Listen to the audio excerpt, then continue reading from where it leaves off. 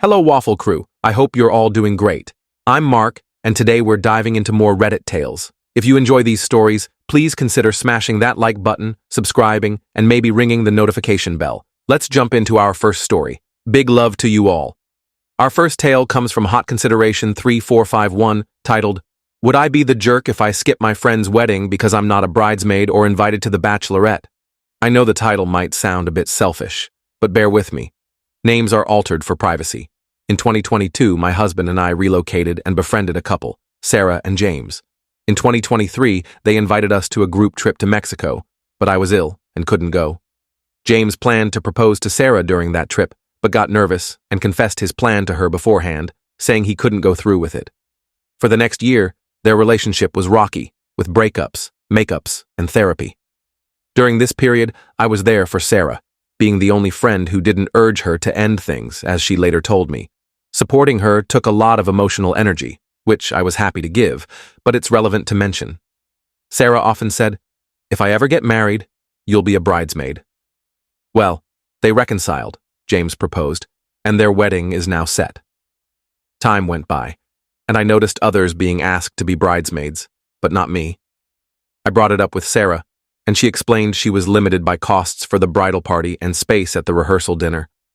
Though disappointed, I said I understood and held no grudges. Sarah assured me I'd be invited to the bachelorette party, and we even discussed potential destinations with her maid of honor. James also chatted with my husband about the bachelor party, asking his opinion on locations. They even asked my husband to officiate their wedding, but he's terrified of public speaking. Their backup was Sarah's best friend, a professional speaker. Yesterday, we found out we're not invited to either the bachelor or bachelorette parties.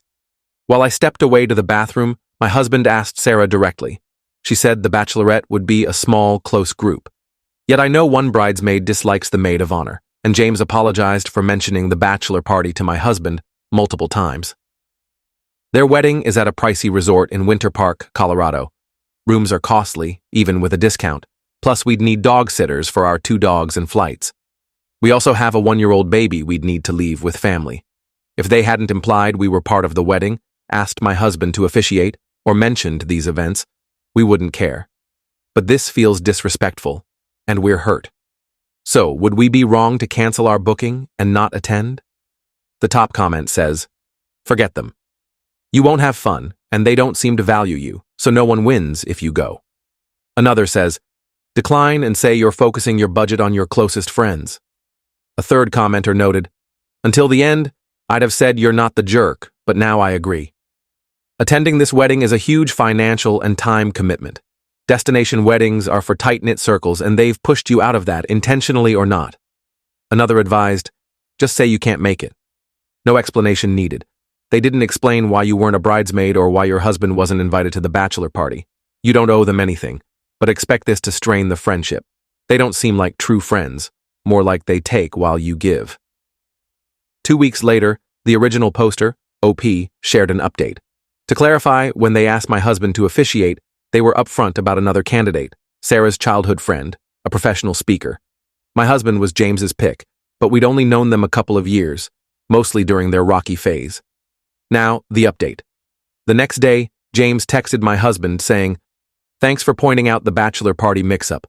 I messed up on communication." He suggested hanging out soon. My husband replied, "No big deal, but it was confusing since you mentioned the party and asked me to officiate, which feels bigger, yet I'm not invited, but Sarah's friend who's officiating is." He added that I was genuinely upset. James responded, "I get why the officiating part would confuse you, but I see it as separate. I'll check with the other guys about the party." Sarah then texted me saying, "Your husband mentioned you're upset about the bachelorette and I'd like to talk." She explained she'd hoped to invite me if the guest list expanded beyond the bridal party, as she'd told others too. They held a PowerPoint night where everyone pitched a bachelorette destination, and the chosen spot wasn't her favorite but prioritized group commitment due to costs. Researching Airbnbs and activities showed it couldn't handle a big group. The bridal party is 7, including her, so adding others, including me, wasn't feasible. She admitted she should have updated me and apologized for not being clear, insisting it wasn't about not wanting me there. I replied a day later saying, "I've been reflecting because I didn't want to sound angry. I'm hurt and confused by a pattern. Since 2023, you said I'd be a bridesmaid if you got married. You mentioned a girls' night with the maid of honor and bridesmaids, implying I'd be one. At the restaurant, I had to ask, and when you said I wasn't a bridesmaid, you promised I'd be at the bachelorette, saying it's more fun anyway. You shared plans and cities, and I was excited. At the next girls' night, you reiterated I'd be there, but then I heard nothing. I saw on Instagram I wasn't invited when the officiant posted a countdown, reshared by you and the maid of honor. I thought maybe you'd invite me later since we've been busy with our baby and my dog's emergency surgery. But I realized I was excluded. It's your wedding, and you don't owe me anything, but repeatedly raising my hopes and not following through without a conversation hurts. I'm not trying to guilt you, just sharing my perspective. I sent that on May 20th and haven't heard back. We only got to save the date and booked a cancelable room. Thanks for the support. I felt awful and knew Reddit would call me out if I was wrong. A commenter said, "You're not the jerk. She doesn't want to be your friend and treats you poorly. You deserve better." Another said, "I get venting to her, but she likely doesn't care. Sometimes it's best to save your energy. Wish them well, but say the friendship feels one-sided and step back." Another added, "She's not your friend. Her husband and yours might be, but she isn't. Stop investing in them. Don't go to the wedding or shower. Your husband isn't invited to the bachelor party yet was asked to officiate? That's odd. They see you as acquaintances, not friends. Don't waste more time or money." One more said, "Step away. Your husband should decline any role in attending, block them and find real friends." I agree with the comments. Don't waste energy on people who don't value you. Sarah dangling the bridesmaid role, bachelorette, and your husband officiating, then pulling back with flimsy excuses, is unfair. Protect yourself and walk away. Why keep that drama in your life? What do you all think? Share your thoughts below, and let's move to the next story. Our next tale is from Throwaway Dad 999, titled, "My daughter, 24F, moved back home after an abusive marriage, and she's been seeking uncomfortable closeness with me, 50M. I'll keep this brief. 3 years ago, during COVID, my daughter met a woman, Lisa, I didn't trust. She pushed for a quick marriage, and I sensed manipulation. I worried about the speed, falling hard, marrying fast, and now living together. She called after moving in, saying she had to cut out anyone who didn't support her marriage. I warned her about the charm offensive, the rush and isolation, but she insisted she was happy. I said I'd always love her, my door was open, and I'd have my help if needed. I didn't hear from her for years. Weeks ago, she called, crying, admitting I was right about her wife's true nature. Things worsened, and Lisa had abused her for years. She asked if I'd still help. I said absolutely. I love her. I went to her place, helped her pack while her wife was out, and brought her home. Seeing her broke me. She was frail, bruised, a ghost of herself. It's devastating to see her spirit crushed. Here's where it gets tricky. A week ago, she came to my room at night in her pajamas, saying she couldn't come due to sleep terrors. She asked to sleep in my bed. I thought it was unusual, but she pleaded, saying it made her feel secure. She used to do this as a child when my wife was alive, after nightmares, but that was long ago. Given her trauma, I didn't want to shame her, so I agreed. She snuggled close, and we slept. This is now a routine. She hasn't sleep in her room and asks to cuddle or be spooned in my bed.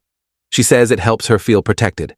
I'm unsure if this is okay, but she's been through so much, and I want her to feel safe.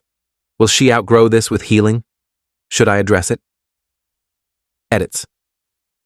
We've scheduled therapy, but the therapist isn't available yet. Added.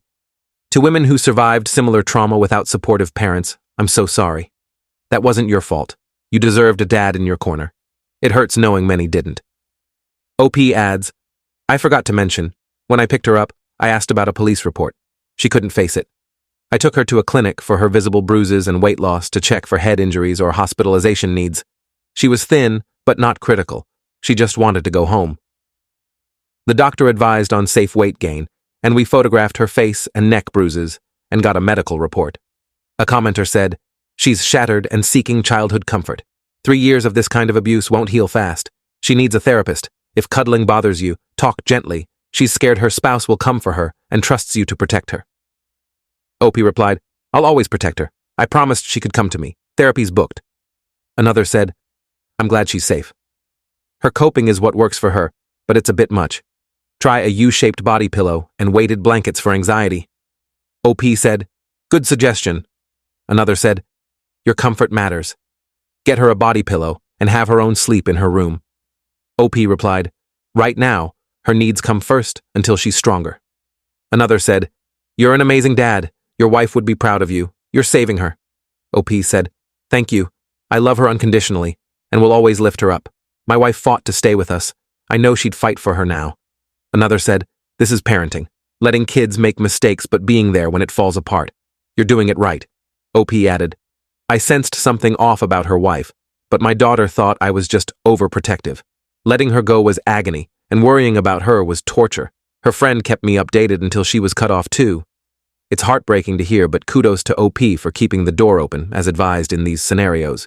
You can't stop someone's choice, so you leave the door open and help when needed, which OP did."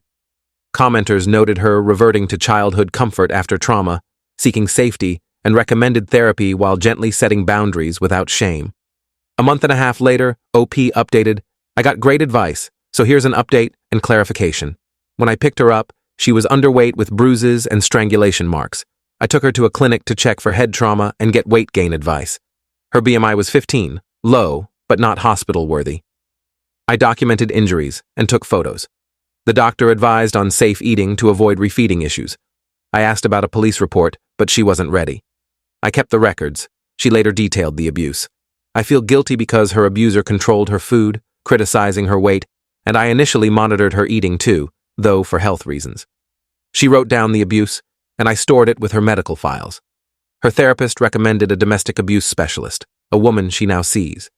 We're also in family therapy to address past cracks in her marriage that her wife exploited. The sleep issue was tied to her abuser's tactics, including sleep deprivation and threats to harm her while she slept. I took leave from work, armed myself, and installed a home camera. Her wife kept harassing her with new phones and accounts. I warned her wife off, but she showed up at our house. I called the police, who removed her wife but could do little without charges. This prompted her to press charges. We hired a lawyer, filed charges, and got a restraining order. She's physically recovering, but emotionally healing will take time. We're all in therapy, and she's sleeping in her room some nights, but still has nightmares. We've made a plan with her therapist to transition her back to her own bed. Thank you all." A commenter said, "For nightmares, I use medication to dull them. A routine helps: warm shower, tea, good sleep hygiene. Talk to her doctor." OP said, "We've asked the doctor. It's tragic, but I'm glad they're tackling therapy from all sides and wish them well. The abuser's ongoing harassment is terrifying, and it's awful she can still target others. OP seems like a caring dad who prioritizes his daughter despite some missteps, all from love. The many shared similar stories, which is heartbreaking. I wish you all strength. What do you all think? Share below, and I'll see you in the next one. Take care."